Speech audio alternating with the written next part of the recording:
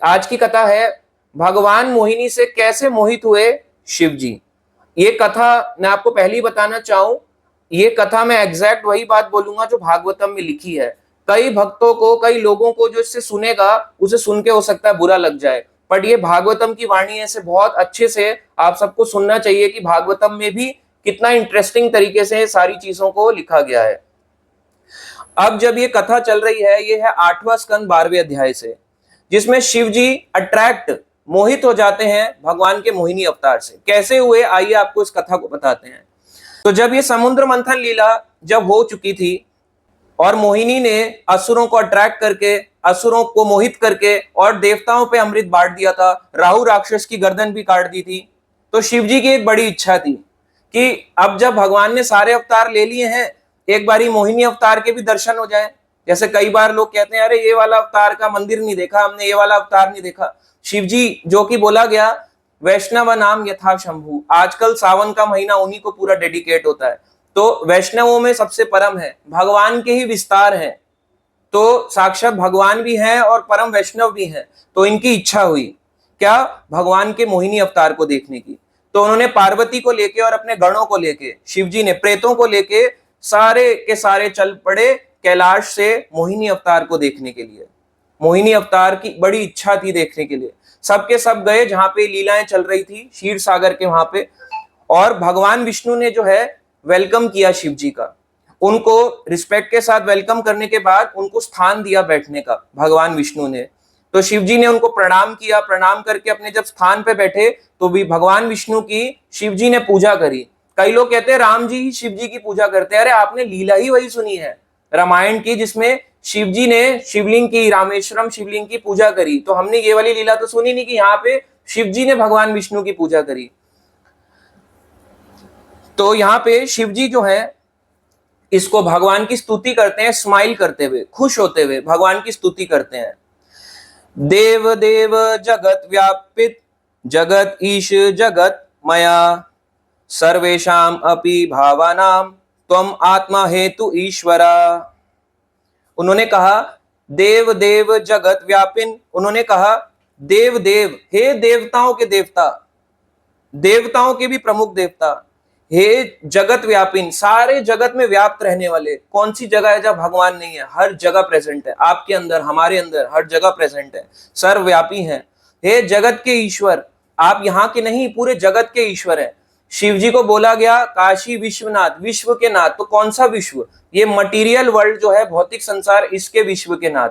मगर कृष्ण जो है वो विश्वनाथ नहीं, महेश्वर नहीं, वो जगदीश और परमेश्वर है। जैसे शिव जी को हम विश्वनाथ बोलते हैं या महेश्वर बोलते हैं, वैसी भगवान कृष्ण को, भगवान विष्णु को जगत ईश, जगत के ईश्वर है, और महेश्वर नहीं है, महान ईश्वर नहीं, परम ईश्वर है, परमेश्वर कहलाते हैं। तो शिव जी ने उनकी स्तुति करी, जगत के ईश जगत माया। उन्होंने कहा कि आप जो हैं अपनी शक्ति से स्वयं को इस सृष्टि में रूपांतरित कर दिया, अपनी शक्ति से सृष्टि को बना दिया है। आगे वो कहते हैं शिव जी, सर्वेशाम अपि भावानाम त्वम आत्मा हेतु ईश्वरा, आप हर वस्तु के मूल कारण है, असली कारण भगवान ही है। भगवान नहीं होगी ना तो हम, ना तो ये संसार, ना कुछ एग्जिस्ट करता है। ये शिव जी स्तुति कर रहे हैं, जबकि शिव जी ये नहीं कह सकते मैं ही परम भगवान हूं। जो लोग लड़ते हैं, स्पेशली शिव भक्त जो अपने आप को कहते हैं फॉलोअर्स, तो क्या उनको ये नहीं लाइन पढ़ते, क्या उनको ये नहीं समझ आता कि ये चीज हम अपनी मन से नहीं बोल रहे, भागवतम कह रहे हैं। भागवतम में शिव जी स्तुति कर रहे हैं, केवल यहाँ नहीं, कई जगहों पे स्तुति आपको मिलेगी, शिव जी भगवान की स्तुति करते हुए आपको पाए जाएंगे। तो ये वाला ग्रंथ क्यों नहीं पढ़ते हम, जब हम सारे ग्रंथों को पढ़ सकते हैं? इस पे भी तो आइए, तब पता चलेगा। तो वो ये कह रहे हैं आप हर चीज के मूल कारण है। उन्होंने उनको कहा, उन्होंने कहा, शिव जी ने स्तुति करी, आप ही परमात्मा है, आप ही सबके दिलों में परमात्मा रूप में बैठते हैं, आप ही जीवन शक्ति हैं, आप ही परमेश्वर हैं, और सभी नियंत्रक जितने भी संसार में कंट्रोलर हैं, शिव जी भी कंट्रोलर हैं, ब्रह्मा जी भी कंट्रोलर हैं। वो कहते हैं आप इन सब में से परम कंट्रोलर, सुप्रीम कंट्रोलर हैं, परम नियंत्रक हैं। ये शिव जी ने स्तुति करी भगवान विष्णु की पहुंचने के बाद। तो भगवान ऐसे खुश नहीं होते, थोड़ा बोलना पड़ता है भगवान के बारे में। जब हम पास में जाते हैं, कई बार बताया, कुछ बोलना चाहिए। संस्कृत नहीं आती, हिंदी या अपनी भाषा तो आती है, अपनी भाषा में भगवान को बोलना चाहिए। केवल मन से ही बोलना हो तो शिव जी क्या मन से प्रार्थना नहीं कर सकते? हमसे तो ज्यादा स्ट्रांग है। वो भी विष्णु के आगे खड़े होके मन तो पढ़ लेंगे भगवान विष्णु, बट उन्होंने भी बोल के प्रार्थना करी, भगवान की स्तुतियां करी। शिव जी ने आगे कहा, सभी देवताओं में मैं श्रेष्ठ जाने वाला हूं। श्रेष्ठ मानने जाने वाले कौन है? शिव जी। और वो कहते हैं ब्रह्मा, मरीचि, सब सतोगुण से जितने ऋषि हैं वो उत्पन्न किए गए हैं। स्टिल हम सतोगुण में रहते हुए भी माया से वशीभूत हो जाते हैं। तो उस संसार के लोगों का या उन देवता और असुरों का क्या बोले जो रजो और तमोगुण में है, जो कि सतोगुण में कभी कभी रहते हैं, ज्यादातर रजो और तमोगुण में है। तो हम लोग तो वही स्थिति है ना, हम लोग हमेशा सतोगुण में कहाँ रहते हैं? कभी रजोगुण इच्छाएं बढ़ जाती हैं, कभी तमोगुण इग्नोरेंस में जीते हैं, जिंदगी चलते रहने दो इग्नोरेंस में जीते हैं। तो उन्होंने कहा जब हम मोहित हो जाते हैं तो आपकी माया से बाकी लोगों का क्या कहना? तो ऐसे करके स्तुति करते हैं। पार्वती भी साथ में है, उनके गण भी साथ में है जो प्रेत आए हुए हैं। और वो कहते हैं कि अब देखो कई लोग हैं आज के समय इस कलयुग में जो पंचरात्र, उपनिषद, पुराण ये सब फॉलो नहीं करते। पहले भी नहीं करते थे पर अब और ज्यादा हो गया है। कहते हैं हम नहीं मानते पुराणों को, हम भाव में है, बहुत ऊंचा भाव है हमारा। ऐसे ऐसे कई संप्रदाय भी चलते हैं, ऊंचे भाव, ऊंचा भाव, जो ऊंचा भाव अपना बताते हैं। बस हमारे को कोई जरूरत नहीं है शास्त्र वगैरह की, सब आपके लिए है। हमारे अपने शास्त्र, अपने ग्रंथ हैं। हमारे लिए भगवत गीता, भागवतम जैसे ग्रंथ नहीं, हमारे अपने कुछ रसिक चीजें हैं। तो जो ऐसी ऐसी बातें करता है उनको बोला गया, भगवान शिव कहते हैं वो कुछ नहीं करते, केवल इस संसार में उत्पात मचाते हैं। उत्पात का मतलब आप समझते हो? इस संसार को खराब करते हैं, दैट्स इट। जो शास्त्र नहीं पढ़ता, पुराणों को और पंचरात्रि, जो वैदिक भक्ति नियम पालन नहीं करता और सीधा भगवान की राग भक्ति में आना चाहता है, वो केवल इस संसार में उत्पात मचाता है। ऐसी भक्ति केवल और केवल दूसरों को कष्ट देती है। समझ में आया? हमें नियम पालन भी भक्ति में करना जरूरी है। अगर हम नियमों को छलांग लगाते हुए केवल भक्ति करते हैं कि हम भाव बहुत है, बहुत भाव है, तो ऐसा केवल उत्पात मचाएगी। और आज के समय में ऐसे कई, प्रभुपाद जी कहते हैं, कई संस्थाएं हैं, कई गुरु बैठे हैं जो उत्पात मचा रहे हैं संसार में, लोगों को ढोंग रास्ता दिखा रहे हैं, गीता और भागवतम का रास्ता नहीं दिखा रहे। प्रॉब्लम यही आती है लोगों के साथ, लोग पढ़ना सीखना नहीं चाहते, लोगों को ये भारी लगता है, लोगों को मीठी चिकनी चुपट्टी बातें अच्छी लगती हैं, ठगे जाना अच्छा लगता है। आजकल कई ऐसे बाबा हैं चेयर में बैठे रहते हैं और ऐसे करके एस्केलेटर चल रहा है, उन्होंने पैर आगे करे हुए यूं ऐसे करके, है ना, अभी जेल से आए, 11 साल की जेल की सजा काट के, और एस्केलेटर यूं चल रहा है, लोग उनके ऐसे करके जय बाबा ऐसे करके बस उनके पैर छुए जा रहे हैं। इतना पागलपन है, सोचो इस संसार में ऐसे कितनी संस्थाएं, कितने गुरु बने बैठे हैं जिनको गीता और भागवतम से कोई लेना देना नहीं है। तो ये शिव जी स्वयं कह रहे हैं ऐसे लोगों के लिए, पाखंड है ऐसे लोग। अब शिव जी कहने कहा कि मैंने जो है तुम्हारे सभी, आपके सभी अवतारों को देखा, पर मेरी एक इच्छा है। तो भगवान विष्णु ने कहा किस कारण से यहां पे आए हैं, उनसे रीजन पूछा उनके यहां, उनके धाम में आने का। शिव जी ने कहा कि मैं जो हूं अब आपके मोहिनी अवतार को देखना चाहता हूं।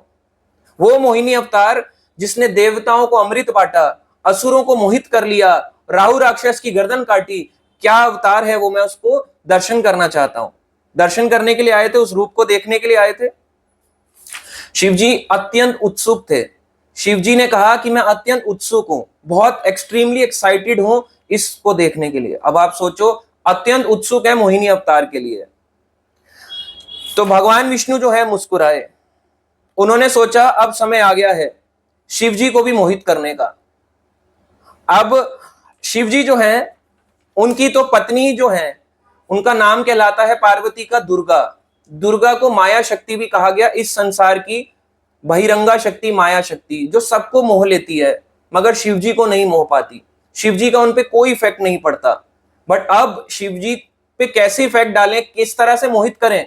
सारे संसार को तो माया शक्ति दुर्गा ही मोह लेती है और शिव जी उनसे ही मोहित नहीं होते। पर शिव जी को मोहित करने के लिए भगवान विष्णु ने प्लान बनाया कि वही स्वयं अब उनको मोहित करेंगे।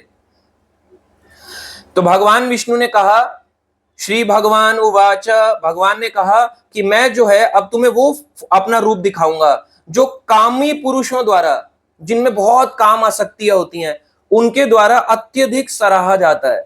बड़ा बोलते हैं वाह क्या भगवान का अवतार है, क्या मोहिनी रूप है, क्या अवतार लिया है।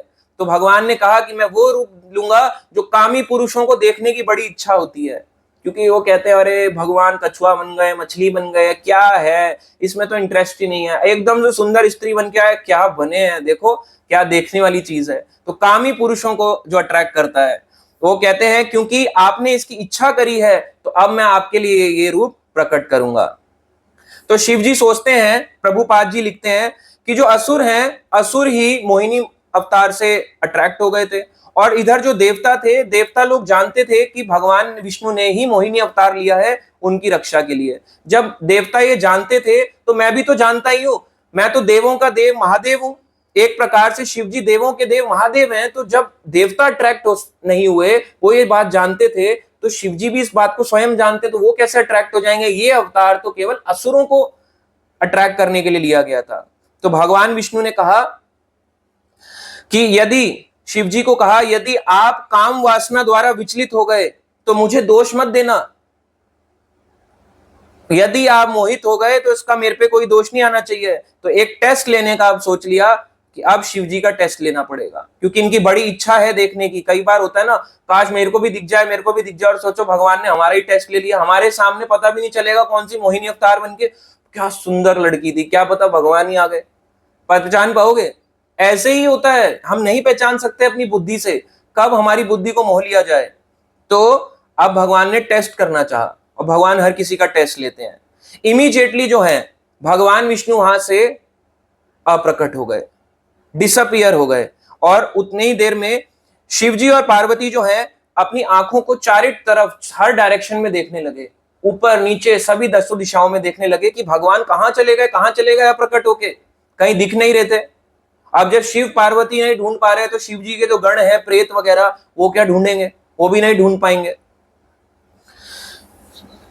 तो उसके बाद जैसे ही भगवान अप्रकट हुए, भगवान कहते हैं मैं प्रकट अप्रकट होता रहता हूं, जैसे सन आता है चला जाता है शाम को, फिर अगले दिन सुबह आता है शाम को चले जाता है, सूर्य उदय सूर्य अस्त होता रहता है, भगवान प्रकट अप्रकट होते रहते हैं। भगवान ने एक लीला रचनी चाहिए, अब जो है समय आ गया है, अप्रकट हुए अप्रकट हो गए। तो शिवजी ने वहां पे लाल गुलाबी पत्तियां, लाल और गुलाबी पत्तियां, वहां पे फूलों से भरा एक रमणीक जंगल में, एक जंगल था रमणीक, बड़ा अच्छा लग रहा था, मन को भा देने वाला एक ऐसा जंगल, एक ऐसा वन था। वहां पे फूलों से भरे, कैसे फूल थे, लाल गुलाबी पत्तियों वाले अलग अलग प्रकार के फूल थे। उस जंगल में एक सुंदर स्त्री को गेंद से खेलते देखा, गेंद से, बॉल होती है, बॉल से खेलते हुए देखा। अब ये बात भागवतम में लिखी है भाई, मेरे को, आप कई लोग सोचेंगे मैंने स्टार्टिंग में ही बोला कि ये मेरी वाणी है, भागवतम में लिखा एज इट इज बता रहे हैं, जैसा देखा, जैसा सुना, जैसा पढ़ा, एज इट इज आप तक शेयर। यहां पे लिखा गया मोहिनी अवतार जो है जब गेंद से खेल रहे थे भगवान विष्णु उस जंगल में, तो वहां पे उनके जो नितंब, नितंब यानी जिसको हिप्स कहते हैं इंग्लिश में, इंग्लिश में जब आप भागवतम पढ़ोगे इसमें हिप्स ही लिखा है, इंग्लिश हिंदी में नितंब कहते हैं। तो भगवान के सुंदर नितंब थे, उसको उन्होंने साड़ी से ढका हुआ था, और उन्होंने करधनी, करधनी होती है साड़ी के यहाँ पे जो बेल्ट सी पहनी जाती है, बेल्ट नहीं बोलेंगे बट टाइप ऑफ बेल्ट, तो उससे कसा हुआ था कमर को, उससे भगवान बहुत सुंदर लग रहे थे। और भगवान जो है गेंद को ऐसे ऊपर नीचे, गेंद जो है ऐसे हाथ में, भगवान के हाथ में ऊपर नीचे उछल रही है, नीचे आ रही है, हाथ में उछल रही है, गेंद नीचे आ रही है। जब भी वह मोहिनी अवतार उससे खेलती, तो खेलते खेलते यहां पे भागवतम कहता है कि भगवान के उस मोहिनी अवतार के स्तन हिलते थे। अब ये चीज शिवजी की सारी नजरों में थी, और भगवान के पैर जो थे वो मूंगा, मूंगा एक प्रकार का जेम होता है जिसको कोरल कहते हैं, रेड कोरल। तो जब वो इधर उधर चलती, क्योंकि गेंद से खेल रही थी, गेंद से खेलते खेलते जब मोहिनी अवतार चलती तो उसके स्तन इतने भारी थे कि उसके बोझ से फूलों की भाली, और फूलों की भारी माला, क्योंकि फूलों की माला भी पहनी थी, स्तन भी थे, तो इस प्रकार से उसके बोझ से उसकी जो कमर है, प्रत्येक पट पर उसकी जो लचक है वो टेढ़ी ऐसे होती जाती। लचक ऐसे होता है ना, टेढ़ा टेढ़ा हो जाता है जब इंसान ऊपर से भारी फील करता है, एक बॉडी में हैवीनेस, तो इस प्रकार से उसकी लचक ऐसे हो जाती है। उस स्त्री की आंखें, मोहिनी अवतार की आंखें चंचल थी, भगवान की आंखें चंचल थी। जैसे बोलना नहीं चाहिए, जैसे होता है ना कई बार बोलते हैं आंखों आंखों से इशारा हो जाता है, तो ऐसे ही मोहिनी अवतार की आंखें बड़ी चंचल थी। उसके मुख पर बिखरे बिखरे बाल उसे और सुंदर बना रहे थे। भगवान ने थोड़े से बाल मुंह पर बिखार रखे थे, ये बात सच है। आपको कईयों को लगता होगा, मैं आपको बताऊं, काफी लोग ऐसा सोचते हैं, ये रियलिटी ऑफ लाइफ है। उनको लगता है, काफी माताजी कहो या स्त्रियां कहो, वो सोचती हैं कि लड़कियां सिर्फ काम आसक्ति होते हैं, बट काम आसक्ति स्टार्टिंग फेज से ही होती है। फेशियल एक्सप्रेशन ही सबसे पहले काम आसक्ति को लाता है पुरुषों के अंदर। जैसे यहां पे भगवान ने क्या किया, चंचल नेत्र थे, भगवान थोड़े लज्जा रहे थे, शर्मा शर्मा के देखना, स्माइल पास करना और आंखों के आगे बाल आना। आपको लगेगा जब बाल तो यूं भी आ जाते हैं, मैं तो गंदी सी लगती हूं। अरे आपको क्या पता कौन पुरुष आसक्त हो जाए, इसलिए तो प्रभुपाद जी ने कहा बांध के रखा करो, क्योंकि जब आप खोल के रखते हो पता नहीं आपको कौन आसक्त हो जाए और कौन डर भी जाए रात के समय। तो इसलिए देखो, ये भगवान ने ऐसा रूप लिया। जब भगवान अपने गेंद से खेलते तो उनकी जो साड़ी है, वो पल्लू जो है वो थोड़ा ढीला हो जाता, उनके जो केश हैं खेलते खेलते और बिखर जाते, क्योंकि चल भी रहे थे, खेल भी रहे थे गेंद से। अब सोचो, सामने भगवान का अवतार है, भगवान का मोहिनी रूप है, भगवान उस जंगल में, वन में लाल गुलाबी पत्तियां हैं सामने, जस्ट इमेजिन करो, और उसमें गेंद खेल रहे हैं। आपके सामने कोई वन में, जंगल में ऐसी सुंदर सी लड़की दिख जाए, यार ये अकेले यहाँ क्या कर रही है, मेरे को इसको बचाना चाहिए, मेरे लिए वेट कर रही है, मेरे को इसकी रक्षा करनी चाहिए। एकदम से पुरुष का ऐसे सीना चौड़ा हो जाएगा, अभी मैं जाता हूं, शेर से भी लड़ जाऊंगा इसके लिए, चाहे उसमें एक डॉग को लड़ने की ताकत ना हो। बट क्योंकि व्यक्ति की काम आसक्ति उस पर इतना अट्रैक्ट कर लेती है, हावी हो जाता है कि वो सब भूल जाता है उस समय। तो भगवान ऐसे ही कर रहे हैं, अपनी साड़ी लूज हो रही है, केश और बिखरते जा रहे हैं। तो भगवान अपने मोहिनी अवतार अपने लेफ्ट हैंड से, एक हाथ से अपने केश बांधे जा रही हैं, बांधने की कोशिश कर रही हैं, जैसे होते हैं ना माताएं, कभी ऐसे कर लिया, और एक हाथ से ऐसे गेंद खेल रही है मोहिनी अवतार, एक हाथ से राइट हैंड से गेंद उछाल रही है और एक हाथ से ऐसे करके केश बांध रही है। ये इतना अट्रैक्टिव था कि जो जो इस मोहिनी अवतार के रूप को देखता वो मोहित होता जा रहा, वो हर कोई देख के मोहित होता जा रहा। तो जब भगवान शिव ने इनको देखा, मोहिनी अवतार को, तो भगवान ने भी उनको देखा। जैसे हम देखते हैं ना आई कांटेक्ट, भगवान ने देखा इधर से, भगवान शिव ने देखा, शिव जी ने देखा इधर से, भगवान मोहिनी अवतार ने देखा, दोनों ने एक दूसरे को देखा, आई टू आई, बस आंखों ही आंखों में होता है ना, बात कुछ और ही चल रही होती है। तो बस भगवान ने वहीं से अपना काम करना स्टार्ट कर दिया। ऐसे ही होता है, चंचल नेत्र, आंखें जो होती हैं अगर चंचल तरीके से देखा जाए तो पता चल जाता है। अगर आप देखो, किसी को भी आप नोटिस कर सकते हो, चाहे वो माताएं हो, चाहे वो प्रभु जी हो, चाहे पुरुष हो, चाहे स्त्री हो, लड़का हो, लड़की हो, कोई भी अगर चंचल नेत्रों से देखता है, उसकी आंखें कुछ और ही बोलती हैं। बोलते हैं ना, मैंने तुम्हारी आंखों से पढ़ लिया तुम क्या कहना चाहती हो। तो वही चीज है, यहां पे भगवान शिव को ऐसा ही फील हो रहा है कि वो समझ गए कि ये मुझे ही बुलाना चाह रही हैं। तो थोड़ा लज्जा, स्त्री का सबसे बड़ा एक गहना होता है लज्जा, शर्माना। अगर स्त्री ऐसे होगी ना घमंडी, कोई नहीं पूछेगा जल्दी, आजकल पूछ लेते हैं, कलयुग है, बट लज्जाना, उनका एक शर्माना स्त्रियों का जो होता है वो अट्रैक्ट करता है, बहुत जल्दी अट्रैक्ट करता है। लज्जाना, बात ना करना। और आपने देखा होगा कई बार ऐसे करके बैठी होती है लड़कियां, आंखों के ऊपर बाल ले आएंगी, उस साइड से कोई ऐसे करके देख रहा होगा तो उसको लगेगा शायद मुझे ही देख रही है, पर आंखें जान के बाल ऐसे लाई है। ऐसे होता है। तो ये सब चीजें अट्रैक्ट करती हैं, पुरुषों के माइंड को बहुत ज्यादा अट्रैक्ट करती हैं। लड़कियों को लगता है मैं तो कैजुअली थी, मैंने नहीं देखा, it's okay, it's just fine, I was not watching you, I was just having my lunch, etcetera etcetera. But ये चीज उल्टी होती है। ये कहीं ना कहीं उस सामने वाले व्यक्ति जो पुरुष होता है उसके अंदर वो कुछ और भाव और किसी और चीज को विकसित कर रही होती है। तो थोड़ा सा लजा कर हंस देती, जैसे होता है ना स्माइल पास करना, पहले आई कांटेक्ट फिर स्माइल पास। अब ये देखो, आजकल के संसार में, इस कलयुग में ऐसा ही चलता है। भगवान ही ऐसी माया के साथ देखो कैसा गेम खेल रहे हैं। भगवान ने केश बिखारे, चंचल आंखें थी, आंखें आई कांटेक्ट बनाया, शिव जी ने भी देखा, शिव जी को लगा मुझे ही बुलाना चाह रही हैं और हंस स्माइल पास कर दी। स्माइल से कंफर्मेशन हो जाता है कि बस मेरे को ही बुलाया गया। अगर स्माइल ना करे ना तो कहेगा अरे यार शायद मेरे लिए नहीं है, not my type, but smile कर दिया, ओहो कंफर्मेशन हो गया। तो इससे एक कंफर्मेशन हो गया। जबकि शिवजी के साथ वहां पे उनके गण भी थे, प्रेत गण, और वहां पे उनकी स्वयं उनकी पत्नी पार्वती भी थी, तब भी शिवजी जो है ऐसे देख रहे थे। भगवान ने इतने ऐसी परिस्थिति में भी सोचो मोहित कर लिया। प्रभुपाद जी लिखते हैं कि आईब्रोज हिलाने से, आई कांटेक्ट और फिर आईब्रोज के इशारे से, आईब्रो होती हैं भौएं, ये जो जब हम इनको हिलाते हैं या कुछ करते हैं तो इसका इशारा काफी होता है सामने वाले को एक डायरेक्शन देने के लिए, सामने वाले को अपनी बात बोलने के लिए काफी होता है।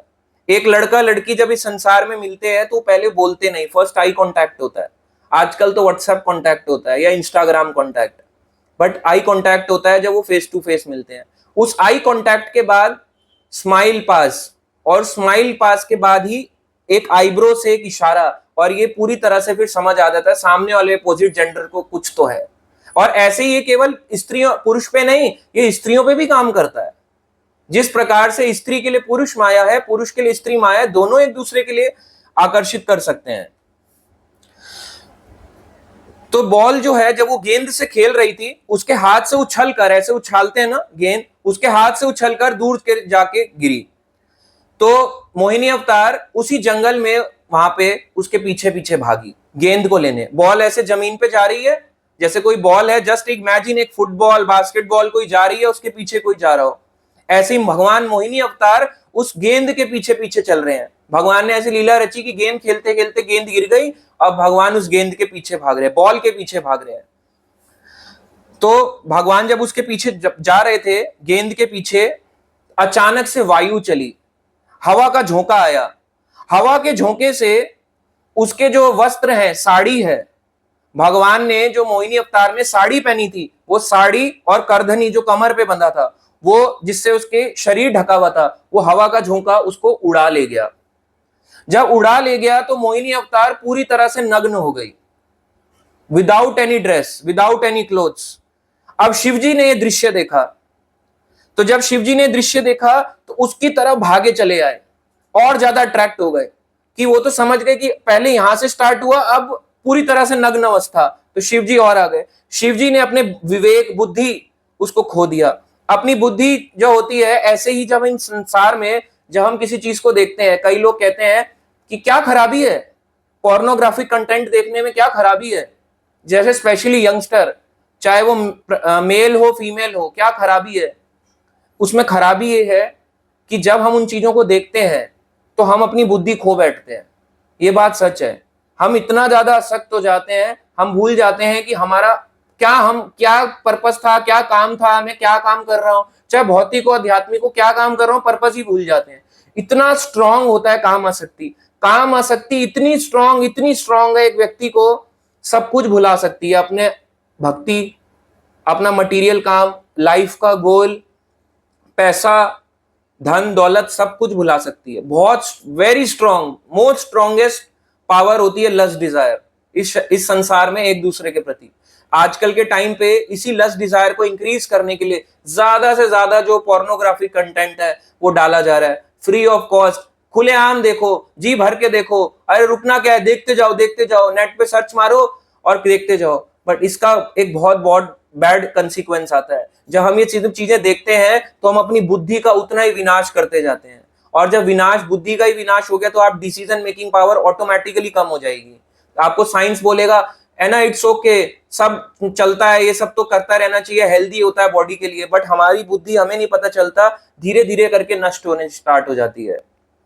ऐसी भगवान शिव ने अपना यहाँ पे विवेक खो दिया। यहां तक कि पार्वती उनके साथ में थी, पार्वती ने भी दृश्य देखा, बट शिव जी अपने कंट्रोल को खो बैठे। वो बिल्कुल भी हिचकिचाए नहीं, और मोहिनी अवतार जो नग्न हो चुकी थी, पूरी तरह से कपड़े निर्वस्त्र हो चुकी थी, उसकी तरफ शिवजी दौड़े। अब जब शिवजी उनकी तरफ दौड़ रहे थे तो और ज्यादा लज्जित हो गई। तो अभी भी वो मोहिनी अवतार शिव जी को देख के स्माइल पास कर रही है। भगवान ने अभी भी वो नहीं करा, अभी भी लज्जा रहे हैं। जैसे एक शर्माना होता है ना, वैसे करके शर्माना और लज्जाना अभी भी भगवान ऐसी कर रहे हैं। और भगवान जब ऐसे कर रहे थे तो भगवान मोहिनी अवतार ने अपने आप को पेड़ों के बीच में जाके छुपा लिया। जब पेड़ों के बीच में छुप गए तो जैसे शिव जी इधर आते, एक जगह पे खड़ी नहीं रही, दूसरे पेड़ के पीछे चली जाती छुपने के लिए, वहां पे पत्तियों पे छुप जाती। फिर शिव जी इधर जाते, फिर कहीं छुप जाती, इधर जाते इधर छुप जाती, इधर जाते इधर आ जाते शिव जी। जहां जहां वो जाती वहां वहां शिव जी उनको फॉलो करने लगे। इतनी ज्यादा भगवान शिव में काम आसक्ति बढ़ गई थी कि वो खुद को कंट्रोल ही नहीं कर पाए। भागवतम में कहा गया, वैष्णव नाम यथा शंभु, ये एक लीला है भगवान की, टीच करने के लिए कि जो किसी से भी मोहित नहीं होता, भगवान उसको भी मोहित कर लेते हैं। अपने ही विस्तार परम वैष्णव तक को भी मोहित कर लिया। और परम वैष्णव आप उनको ये नहीं कह सकते आचार्यस नहीं हो सकते या कोई नहीं हो सकता। देखो आचार्यस या कोई भी साधारण नहीं है, बट शिव जी तो परम आचार्य हैं, परम वैष्णव हैं। माया इतनी स्ट्रांग है, इतनी स्ट्रांग है, किसी को भी मोहित कर सकती है। आप ये नहीं कह सकते मुझे नहीं करेगी। प्रभु जी आप तो माला कर रहे, 16 माला, इतने नियम पालन क्यों नहीं कर सकते? यहाँ पे भाई शिव जी का एग्जाम्पल है। भगवान किसी का भी टेस्ट ले सकते हैं, यूं चुटकियों में हरा सकते हैं हम लोगों को। हम जान भी नहीं सकते और भगवान को अपना अवतार भी नहीं लेना पड़ेगा, यूं ही हम भौतिक संसार से आकर्षित हो जाएंगे, इतने स्ट्रांग है। तो ये एक एग्जाम्पल है कि बड़े बड़े व्यक्ति को जो है माया जिसे कोई नहीं हरा पाया, कोई भी माया को नहीं जीत सकता है। आप सोचोगे हम जीत गए, इन्होंने जीत पा ली, आसान नहीं है। इसलिए बड़े बड़े सन्यासी और अपने आप को बहुत ध्यान रखते हैं। माता जी हो वो भी प्रभु जी के प्रति बड़ा ध्यान रखती हैं। कोई भी व्यक्ति प्रभु जी, माता जी, पुरुष स्त्री एक दूसरे को लेकर ध्यान रखता है इन चीजों में। तेजी से शिव जी पीछा करने लगे। जब एक तरफ मोहिनी अवतार नग्न रूप में भाग रही, बिल्कुल कोई कपड़े नहीं है, भगवान ने कोई कपड़े नहीं पहने, भगवान के स्तन और नितंब वो दिख रहे हैं फ्रंट से और बैक से, फुली भगवान ओपनली ये चीज दिख रही है। शिव जी पीछे पीछे जा रहे हैं, उनका आलिंगन करने का मन है, एक बार आलिंगन कर लूं, हग कर लूं, इतनी इच्छा बढ़ गई अंदर। जब दौड़ रहे तो अब मोहिनी अवतार दौड़ी, उनकी जूड़ा पकड़ लिया, मोहिनी अवतार का जूड़ा पकड़ के उसे अपने पास अपनी बाहों में खींच लिया। कोशिश करी भगवान मोहिनी अवतार ने कि वो जा सके, पर शिव जी ने ऐसे करके अपनी बाहों में यूं करके ऐसे करके जकड़ लिया मोहिनी अवतार को। देखो कितना स्ट्रांग है, जस्ट इमेजिन लस्ट कितना स्ट्रांग हो सकता है। जैसे ही शिव जी ने उनको ऐसे करके जोर से अपनी बाहों में हग किया, आलिंगन किया, तो धीरे धीरे करके मोहिनी जो है सांप की तरह सरकने लगी। जैसे सांप होता है ना, सरकने की कोशिश करता है। सांप को क्या हग कर सकते हो? कर सकते हो सांप को हग, बस वही चीज है। तो ऐसे करके काम आसक्ति से मोहिनी अवतार को आलिंगन करने की कोशिश करी। इस प्रकार से मोहिनी अवतार ने सांप की तरह से कैसे ना कैसे उस आलिंगन से खुद को छुड़ाया और फिर से भाग गई मोहिनी अवतार। अब जब जिस प्रकार से यहां पे एग्जाम्पल दिया गया, जैसे गर्भ धारण करने के लिए योग्य कोई हथनी होती है और एक मदांध हाथी, मद से चूर यानी अपनी बुद्धि से चूर हो चुका है, अपनी बुद्धि अपनी सब कुछ खो चुका है, बस उसको क्या चाहिए, एक हाथी को ये हथनी मिल जाए, बस कुछ नहीं दिखता उसको, हथनी मिल जाए, एक बार हथनी मिल गई पता नहीं क्या हो जाएगा। ऐसी शिवजी मदांध पूरी तरह से भगवान की माया के वशीभूत हो चुके थे, कंप्लीट बिविल्डर, कंप्लीट तरह से हो चुके थे। और इस प्रकार से शिवजी उनका दोबारा पुनः पीछा करने लगे। और जब पीछा कर ही रहे थे, दौड़ते दौड़ते शिव पीछे आ रहे हैं और आगे मोहिनी अवतार जा रही हैं नग्न अवस्था में। इस प्रकार से शिवजी का यहां पे वीर्य स्खलन हो गया, सीमेंट डिस्चार्ज, जिसको वीर्य स्खलन कहा गया। शिवजी का वीर्य स्खलन हो गया। तो आप सोच के देखो, महान वैष्णव, इतने महान वैष्णव, जस्ट इमेजिन, दुनिया पूजती है, भगवान स्वयं है, वो भगवान के ही विस्तार हैं। आप सोच के देखो, भगवान के गुण अवतार जैसे उनका भगवान ने उनको मोहित कर लिया, तो हम कौन सी चीज है भाई? हम तो इतने छोटे और इतने साधारण जीव, वो भी कलयुग के, कोई ऐसी मोहित कर जाएगा हम जैसों को। तो आप सोचो, माया हम सबको घेरी हुई है। हम इस संसार में कोई ऐसा व्यक्ति नहीं है जो ये कह दे मैंने माया से जीत लिया। शिव जी तक का भी वीर्य स्खलन हो गया यहाँ की, और अभी भी शिव जी रुके नहीं। उनका जो वीर्य है, शिव जी की हर चीज पवित्र है।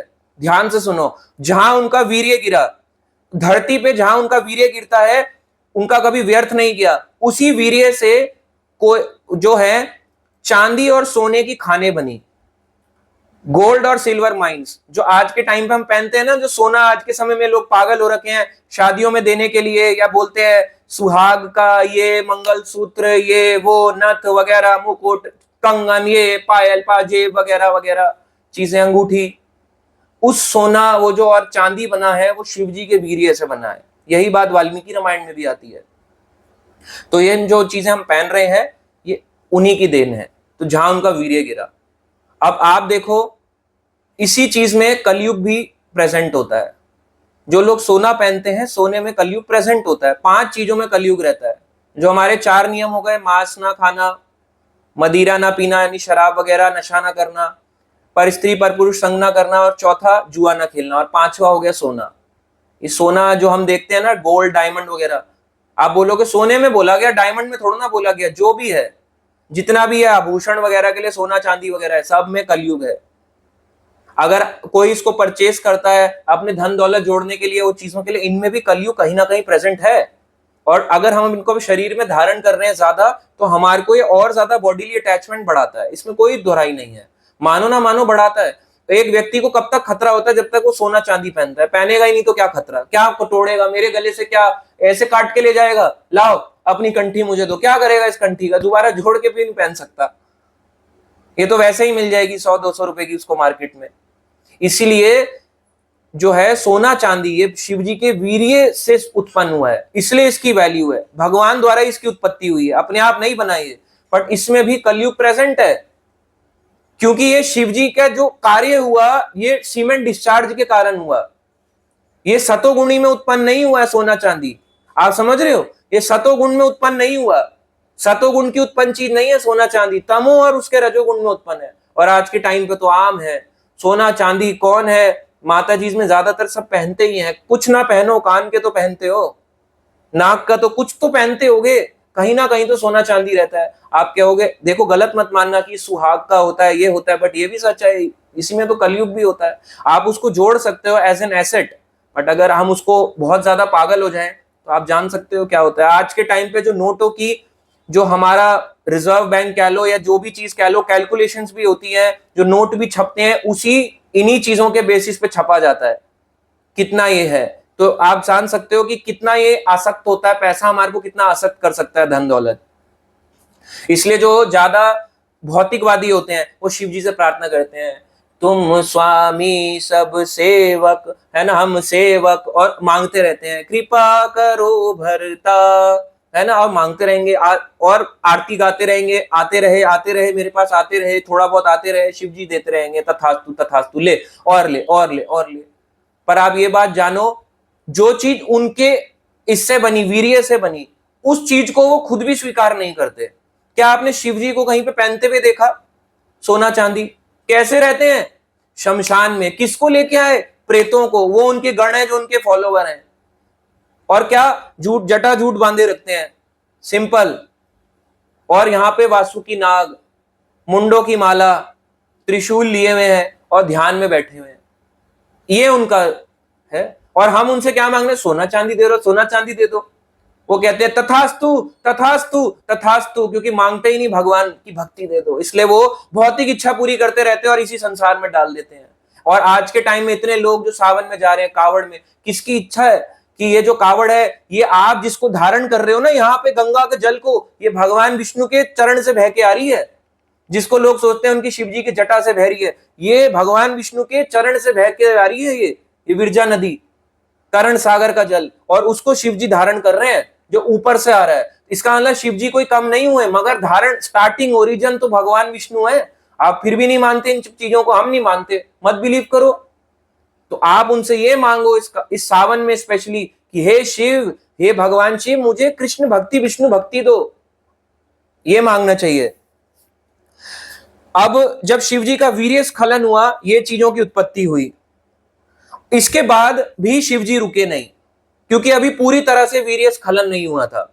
शिव जी जो है और पीछा करने लगे, मोहिनी अवतार। अब मोहिनी जो है शिव जी को घसीटते घसीटते, मतलब दौड़ाते दौड़ाते कई पवित्र नदियों तक ले गई, झीलों तक ले गई, उनके किनारे में ले गई, पर्वतों तक ले गई, पीछा करते रहे। मोहिनी नग्न अवतार नग्न रूप में भाग रही हैं, शिव जी पीछे भाग रहे हैं, उनके पीछे पीछे जंगल तक ले गए, उसके बाद कई उद्यानों में ले गई और ऐसी जगहों पे ले गई जहां पे ऋषि मुनि तपस्या कर रहे थे।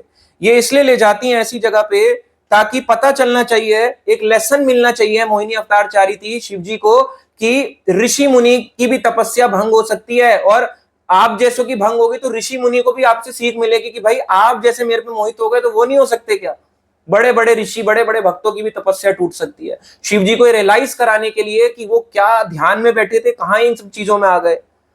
इसलिए प्रभुपाद जी कहते हैं, भागवतम में लिखा है, प्रभुपाद जी कहते हैं एक जो मेल है, एक जो पुरुष है, उसको स्त्रियों के संग में अकेले नहीं रहना चाहिए। जैसे एक एलोन सेक्लूडेड प्लेस है, चाहे वहां पे माता हो, चाहे बहन हो, माँ बहन या पुत्री, उसके साथ नहीं रहना चाहिए, या फ्रेंड ही क्यों ना हो।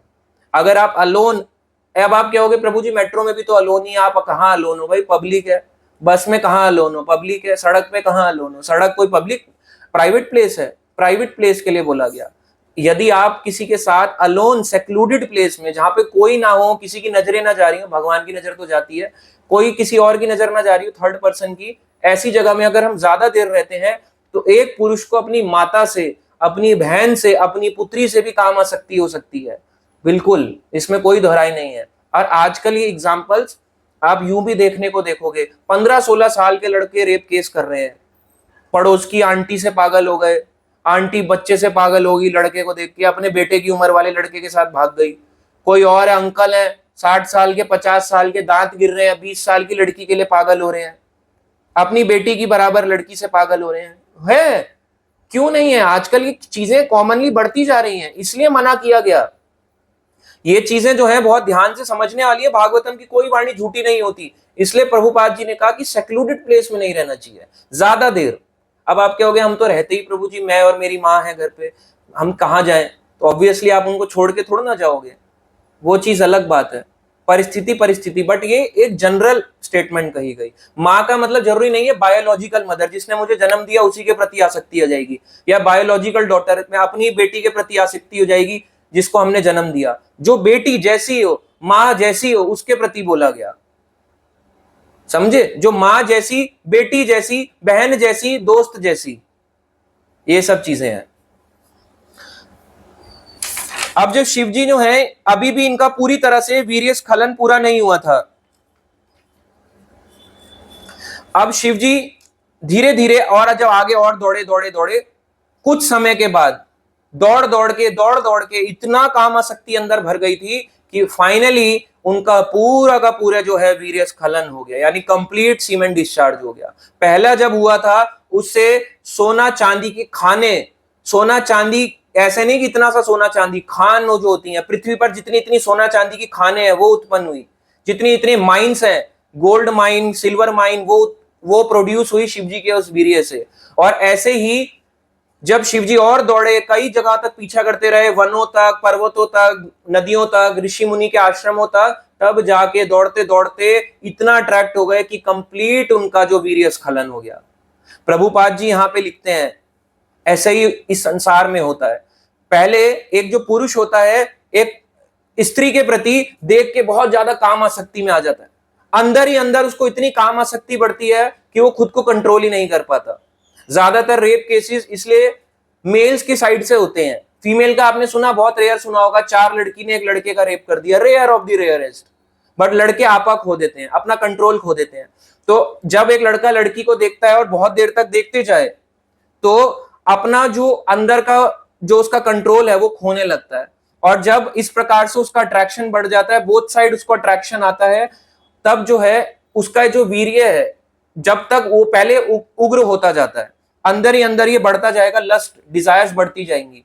और जब ये सीमेंट जब उसका डिस्चार्ज हो जाता है, या जब वो इंटरकोर्स कर लेता है, चाहे एक पति पत्नी से हो या मेल फीमेल से हो, बॉयफ्रेंड गर्लफ्रेंड से हो, तो वो शांत हो जाता है। वही जो उसके प्रति पागल हो रखा था, एक लड़का एक पुरुष जो पागल हो रखा था उस लड़की के पीछे, ऐसी रेप केसेस में होता है, लड़का लड़की के पीछे पागल हो रखा हो जाए, देन कंप्लीट उसके बाद वो शांत। ऐसे ही शिवजी जब ये हुआ, जब उनका कंप्लीट वीर्य स्खलन हो गया, तब वो शांत हो गए। उनकी बुद्धि वापस में आई कि मैं क्या कर रहा था, मैं माया के द्वारा कंट्रोल में हो गया था। और उनको ये चीज बड़ी लज्जा आई, खुद पे बड़ा वो महसूस हुआ कि ये सब मेरे से क्या हो गया। बहुत लज्जा आई उनको कि मैंने भगवान को देख के ऐसा कर दिया। ऐसे ही इस संसार में है, इस संसार में पुरुष स्त्री का आकर्षण सिर्फ तब तक है, प्रभुपाद जी भी यही कहते हैं, मेल जब तक वो अपनी लस्ट डिजायर पूरी करने जाए बढ़ता जाएगा बढ़ता जाएगा बढ़ता जाएगा। जैसे ही वो खत्म हो जाएगा, जब उसका सेक्सुअल इंटरकोर्स या आप जो भी कहो, उसके बाद उसका वीर्य स्खलन होता है, उसके माइंड से सब गायब। सिमिलरली लड़कियों के साथ भी है, वंस जब उनके साथ भी लगेगा हाँ हमारा सेटिस्फेक्शन लेवल आ गया, तब उनको भी वो जो जिस लड़के को जो उनको बहुत सुंदर लग रहा था, अट्रैक्टिव लग रहा था, वो उनके अब दिमाग से चला जाता है थोड़ी देर के बाद। अरे क्या था, ये तो ऐसा ही था। तो ऐसे माया काम करती है स्त्री पुरुष दोनों के लिए, स्पेशली लड़कों के लिए, पुरुषों के लिए ज्यादा। शिव जी को बाद में अपनी पोजीशन का ध्यान आया कि वो क्या कर रहे हैं, वो समझ पाए मैं तो हूं विष्णु भक्त हूं, परम वैष्णव हूं, मैंने क्या कर डाला। और उनको समझ में आया कि कैसे विष्णु की माया ने उनको मोहित कर लिया था। ये और कोई नहीं, स्वयं उनके पूज्य भगवान विष्णु का ही मोहिनी अवतार है, जिसको देख के उनको ऐसा हुआ। शिव जी को लज्जित देखकर भगवान विष्णु खुश हुए, प्रसन्न हुए भगवान विष्णु कि फाइनली जो है उन्होंने अपना कार्य कि माया जिसको कोई नहीं हरा पाया, शिव जी तक को भी मोहित कर लिया।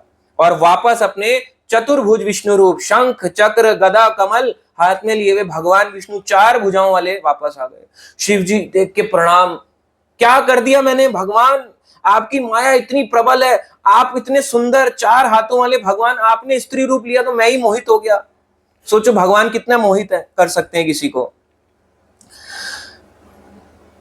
अब शिव जी ने पर इस बात का गर्व महसूस किया।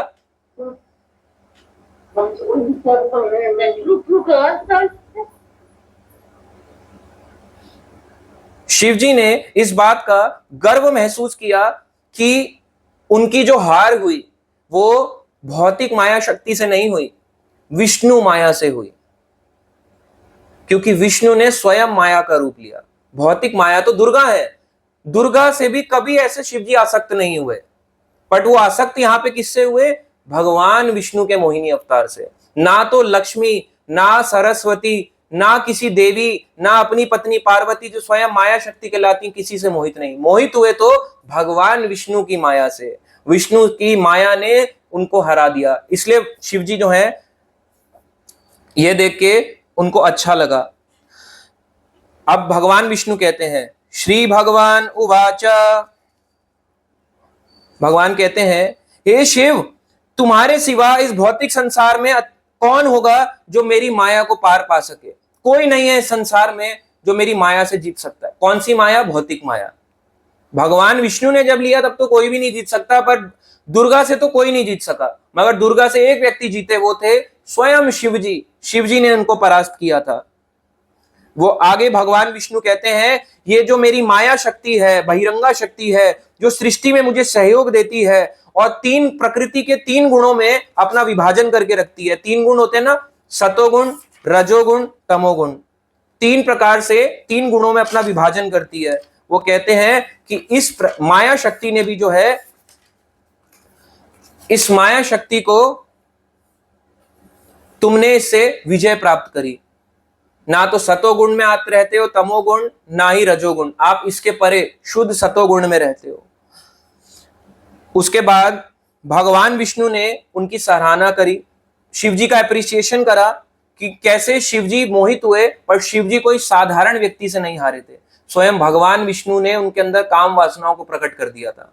तो अगर हम ये सोचेंगे मेरे अंदर नहीं होती, सबके अंदर है, सबके अंदर है। आप कभी ये क्वेश्चन पूछो ही मत किसी से, अरे आपके अंदर तो नहीं है ना, आप कैसी बात कर रहे हो, जो जीव है इस संसार में क्यों नहीं हो सकती।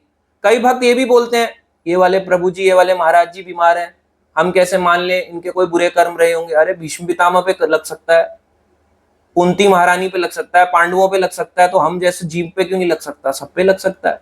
चाहे वो कर्मा हो, चाहे काम वासना हो, कुछ भी हो, किसी भी चीज को हम कर सकते हैं। हम अभी भीष्म नहीं बने हैं, इतनी बड़ी प्रतिज्ञा नहीं ले सकते हम, ना ही हम शिव जी हैं। उसके बाद शिव जी ने भगवान विष्णु के चतुर्भुज रूप की परिक्रमा करी और उनके रिक्वेस्ट के बाद, उनसे प्रार्थना करने के बाद शिव जी वापस अपने गणों और पार्वती के साथ में बैल पर बैठकर अपने कैलाश धाम को लौट गए। इस प्रकार से जब शिवा उनकी परिक्रमा करके उनको नमस्कार किया तो भगवान विष्णु ने शिव जी को उठाया और उनका आलिंगन किया, हग किया, कि उन्होंने कहा आलिंगन तो अभी आपने मेरे मोहिनी अवतार का किया था ना, अब स्वयं विष्णु ने अपने 4 भुजाओं के रूप से शिव जी का आलिंगन किया। तो देखो, भगवान हग करना चाहते हैं, मगर कब? जब हम प्रार्थना करते हैं, जब हम उनसे प्रेम करते हैं, जब हम हार मान लेते हैं कि हम नहीं आपसे जीत सकते, आप ही हो कंट्रोलर भगवान, तो भगवान हमें अपने पास ले आते हैं। तो भगवान ने शिव जी का आलिंगन किया, उसके बाद शिव जी वापस अपने गणों और पार्वती के साथ में कैलाश पे चले गए। अब शिव जी जाके यही चीज पार्वती को बताते हैं। वो कहते हैं, पार्वती पूछती है ना कि आप किसका ध्यान करते हो? तो शिव जी ने कहा, हे पार्वती, मेरे जैसा व्यक्ति जो कि स्वयं विष्णु का ही विस्तार है, मेरे जैसा व्यक्ति मोहित हो सकता है जो स्वयं भगवान ही है, गुण अवतार है और परम वैष्णव भी है। वो कहते हैं नॉर्मल आम इंसानों का तो कहना ही क्या। और वो कहते हैं कि जब तुमने मुझे पूछा था, मैं जब 1000 साल ध्यान लगा के आया था, तो तुमने मुझे पूछा कि तुमने किसका ध्यान किया, तब मैंने क्या कहा था? आराधना नाम सर्वेशाम विष्णुर आराधना नाम परम। हे देवी, सारी आराधनाओं में से परम आराधना कौन सी है? विष्णु की आराधना। मैं केवल उन्हीं का ध्यान करता हूं। तस्मात् परतरम देवी, उसके और उससे भी बड़ी आराधना है उनके भक्तों की आराधना। उनके भक्त, भगवान कृष्ण के भक्त उनसे भी बड़े होते हैं, उनकी आराधना मैं करता हूं, उनका ध्यान मैं करता हूं। तो शिव जी अपना चिंतन उन लोगों पे लगाते हैं जो भगवान और भगवान कृष्ण या विष्णु का भक्त हो। अगर हम भक्ति नहीं है तो भगवान हमारा ध्यान क्यों करेंगे? केवल हम सोचेंगे सावन के जल चढ़ा दिया, ये तो केवल एक आपने बेसिक करा, इसके अलावा आप समुद्र मंथन कथा से आप क्या जाने, किस पर्पस से हमें जाना चाहिए, ये तो जाना ही नहीं। तो ये वो कहना चाहते हैं। इस प्रकार से उन्हें सीख दी भगवान ने कि कैसे बड़े से बड़ा प्रभु जी हो, माता जी हो, गृहस्थ हो, भक्त हो, अभक्त हो, कर्मकांडी हो, ध्यान लगाने वाला हो, योग साधना करता हो, कुछ और चीजें फॉलो कर रहा हो, कोई मंत्र जाप कर रहा हो, कुछ भी हो, कर्म कांड फॉलो कर रहा हो, कोई भी भगवान से मोहित हो सकता है। भगवान क्या इस संसार से ही मोहित हो जाएगा, क्योंकि हम तो शिव जी की पोजीशन पे भी नहीं है। इसीलिए भक्त संग अपने जीवन में बहुत बहुत जरूरी है। जैसे जब हम भक्त संग करते हैं जिसमें मिक्स्ड डिवोटीज होते हैं, प्रभु जी, माता जी, अलग अलग, छोटा बड़ा, ऊंचा नीचा, अलग अलग प्रकार के लोगों का जब हम संग करते हैं तो हमारी चेतना साफ होती है। अच्छे भक्तों का जब हम संग करते हैं, और इसका मतलब ये नहीं कि अच्छा है अच्छा वाला बुरे का संग नहीं करेगा। भाई अगर वो करेगा ही नहीं तो प्रचार कैसे होगा? तो हर भक्त जब एक दूसरे का संग करता है तब उसमें कंट्रोल बढ़ता है। एसोसिएशन में रह के ऑटोमेटिकली ये चीजें जो लस्टी डिजायर्स हैं वो कम होती हैं। जैसे आप एसोसिएशन से दूर होगे आपकी बढ़ जाएंगी। अगर आपको अपनी लस्टी डिजायर्स को कम करना है, भक्तों के संग में रहो, क्योंकि डर, आंखों का डर होता है, वाणी का डर होता है। जब आप किसी से कुछ शेयर ही नहीं करोगे, अपने में जीते रहोगे, मैं तो नहीं बताता आपको, आप अपनी लाइफ मत जियो, मेरी लाइफ मस्त है, मैं आपसे कोई शेयर नहीं करूंगा या करूंगी, बस आपको घेर लेगी। क्या हम शेयर नहीं करते? आप भक्तों को पूछो, हम जब मैं किसी से बात करता हूं मैं भी बोलता हूं I am also ordinary person, मैं आप जैसा ही हूं। आप मेरी रिस्पेक्ट करते हैं एज अ, जब मैं आपको कुछ सिखाता हूं या कोई कुछ बोलता है तो हर कोई एक दूसरे की रिस्पेक्ट करता है, एज अ टीचर कोई उसकी तरह ऐसे ही रिस्पेक्ट करते हैं। But I am also ordinary person, हमें भी कुछ भी हो सकता है। आपको मेरा आपको मेरा संग चाहिए, मुझे आप लोगों का संग चाहिए। अकेले मेरे को भी कुछ भी हो सकता है, अकेले नहीं रह सकते हम लोग, अकेले नहीं होगा। एसोसिएशन ऑफ डिवोटीज एक बहुत इंपॉर्टेंट अंग है भक्ति के 64 अंगों में, 64 अंगों में से सबसे इंपॉर्टेंट एक और आता है एसोसिएशन। और उस एसोसिएशन से ही फिर आगे आगे शुरू होती हैं कथा सुनना भगवान की, भगवान के बारे में बोलना, चैंट करना, कीर्तन करना। ये चीजें हमारी ओवरऑल धीरे धीरे करके लस्टी डिजायर्स को ओवर पावर करता है, ओवरकम करता है, खत्म नहीं करेगा, ओवरकम कर जाएगा। तो ये बहुत बड़ी सीख है हम जैसों के लिए कि कैसे अपनी लस्टी डिजायर्स को, अपने लस्ट को हम कंट्रोल में ला सकते हैं। और अगर हमसे गलतियां हो रही हैं, होती आई हैं, आप ये मत सोचना कि हम जीत लिए, अभी जीते नहीं है, अभी लड़ाई बहुत लंबी है। चाहे आप गृहस्थ आश्रम, ब्रह्मचारी, वानप्रस्थ सन्यासी जिस भी आश्रम में चले गए, अभी ये जर्नी लंबी है, कभी भी पतन हमारा किसी भी क्षण हो सकता है। अजामिल का हो गया, नहीं हुआ, बुढ़ापे तक भी उसकी संतान हो रही थी, 10वां बच्चा हो रहा था। तो फिर जब अजामिल का हो सकता है तो क्या हमारे जैसों का नहीं हो सकता? हमारा भी हो जाएगा। कोई हमारे लिख के तो नहीं दिया कि हम लोगों का नहीं पतन नहीं होगा, क्यों नहीं होगा? हम प्रभुपाद जी तो नहीं है, हमारा भी हो सकता है, बिल्कुल होगा। प्रभुपाद जी के डिसाइपल्स का भी हुआ, क्या नहीं हुआ क्या? तो फिर किसी का भी हो सकता है। जस्ट अंडरस्टैंड, कोई भी हो सकता है, और इसमें कोई वो नहीं है। आप हमसे गलती हो तो हमें एक्सेप्ट करना चाहिए, मुझसे गलतियां हो रही हैं, कैसे सुधारूं? सुधार पे वर्क करना चाहिए बार बार बार बार। तो सुखदेव गोस्वामी परीक्षित को लास्ट में ये कहते हैं इस समुद्र मंथन की कथा को सुनाने के बाद, एतत् मुहुः कीर्त्यता अनुशृण्वता नारिष्यते जातु समुद्यम क्वचित् यत् उत्तम श्लोक गुण अनुवर्णनम समस्त संसार परिश्रम अपहम। जो कोई क्षीर सागर की मंथन की इस कथा को निरंतर सुनता या सुनाता है, जो कोई बार बार इस कथा को सुनता है, आप सबके साथ कथा शेयर करी जा रही है, बार बार सुनिए, एक बार नहीं सुन ली हो गया, बार बार सुन सकते हो, आप इसको पढ़ सकते हो, आपको रेफरेंस दिए। अभी हमने जो कथा करी 8वां स्कंद 12वें अध्याय से, यहां से कथा करी, पूरी कथा में बताया कहां कहां से रेफरेंस है, इसको पढ़ सकते हो। जो जो निरंतर इस कथा को सुनता है, पढ़ता है या सुनाता है, दूसरों को सुनाता है, उसका कभी भी कोई भी प्रयास निष्फल नहीं होगा। जो भी वो काम करेगा वो होके रहेगा। आप मान लीजिए आप कोई भी काम करते हो, आपका एम है, वो हो जाएगा। आपका कोई अपनी लाइफ में आपने कुछ सोचा भाई ये चीज नहीं हो रही, होगा, पक्का होगा। कुछ भी प्रयास आपका निष्फल नहीं जाएगा। सुखदेव परीक्षित को कह रहे हैं। आगे वो कहते हैं, वास्तव में पूर्ण पुरुषोत्तम भगवान के यश का कीर्तन करना ही इस भौतिक संसार के समस्त कष्टों से निकलने का एकमात्र साधन है। क्या? भगवान विष्णु या भगवान कृष्ण, पूर्ण पुरुषोत्तम भगवान के यश, जो इनकी ग्लोरीज हैं, ये जो ग्लोरीज जो हमारी भागवत हमारे शास्त्रों में लिखी गई, इस भौतिक संसार से निकलने का एकमात्र सहारा यही है। और भगवान का नाम का जप, जब हम इन कथाओं को सुनते हैं, इन कथाओं को बोलते हैं, इन श्लोकों को पढ़ते हैं, इनको अपने कानों में बार बार याद करते हैं, माइंड में बिठाते हैं, वही चीज इस संसार की, क्या बोला गया, समस्त कष्टों को ध्वस्त करने का एकमात्र साधन है। ये नहीं बोलना अन्य साधन भी है, एकमात्र साधन यही है।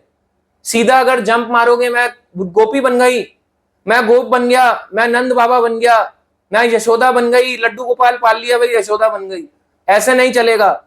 मैंने राम लल्ला पाल लिए, हो गए जी हम भी, कौशल्या हो गए, दशरथ हो गए, ऐसे नहीं चलेगा। एकमात्र साधन यही है, भगवान के यश का कीर्तन। ग्लोरीज को सुनो, ग्लोरीज को पढ़ो। जो इसको सुनेगा, पढ़ेगा या सुनाएगा, एकमात्र साधन यही है इस संसार के सारे कष्टों से निकलने का।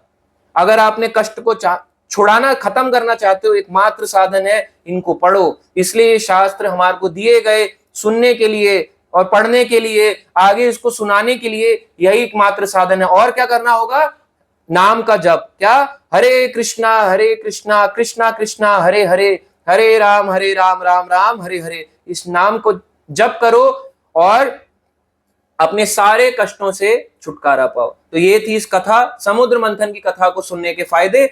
आई होप, आशा करते हैं आपको ये कथा अच्छी लगी हो, पूरी सीरीज आप दोबारा से अच्छे से सुने। हरे कृष्णा।